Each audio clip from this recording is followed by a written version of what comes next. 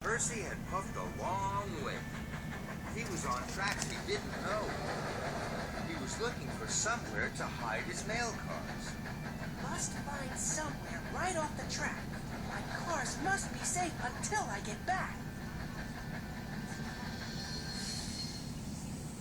This is the perfect place to leave my cars. No one will find them here.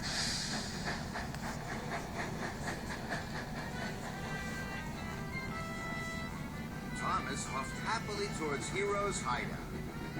He was so busy thinking about helping Hero that he didn't see Spencer steaming up behind him.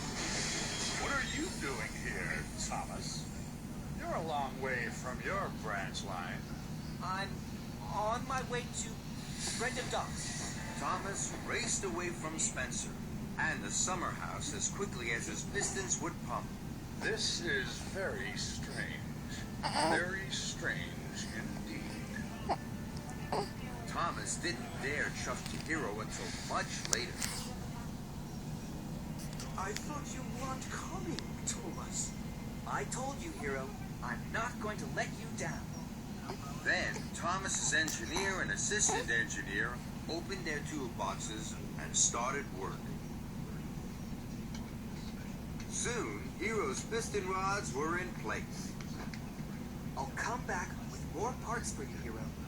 Thank you, Thomas. Please don't get into trouble for me. I'm an old engine. And I will make you new again. Bye, Hero. Thomas was puffing home as fast as his pistons could pump. He was late. He had to puff past the summer house. Thomas, you're up to something, aren't you? Thomas didn't answer. He shoved quickly away. Spencer followed close behind. Thomas was puffing fast. Then he saw Percy in the water tower. Percy looked sad. I popped a valve when I was pulling the heavy farm machinery. Thomas felt sorry for his friend. Spencer had followed Thomas. He steamed to a stop. Dear, oh dear, Percy. You should let a stronger engine pull the heavy loads. Spencer chuffed on. I'm sorry, Percy. You were helping me. Now you've broken down. I'm worried, Thomas. I still haven't delivered the mail, so Topham Hatt will be cross. Don't worry, Percy. Tomorrow, I'll help you.